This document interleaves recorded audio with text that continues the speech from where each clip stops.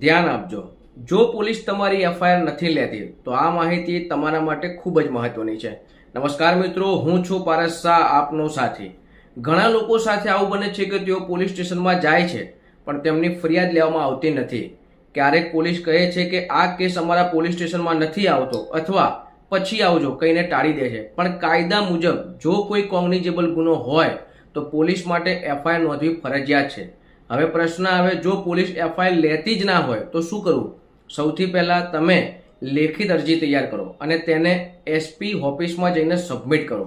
બીજું, તમે તમારી અરજી રજિસ્ટર્ડ પોસ્ટ દ્વારા પણ મોકલી શકો છો, જેથી તમારી પાસે એક રેકોર્ડ રહી શકે। ત્રીજું, આજના સમયમાં ઓનલાઈન ફરિયાદ સિસ્ટમ પણ ઉપલબ્ધ છે, જ્યાં તમે તમારી ફરિયાદ નોંધાવી શકો છો। એક મહત્વની વાત ખાસ યાદ રાખજો, તમારા હકો માટે તમારે જ અવાજ ઉઠાવવો પડશે। જો તમે ચૂપ રહેશો તો અન્યાય વધતો જ જશે। આવી જ કાયદાકીય અને સાચી માહિતી માટે અમને ફોલો કરજો અને આ વિડીયો ગમ્યો હોય તો શેર કરજો। જય હિન્દ।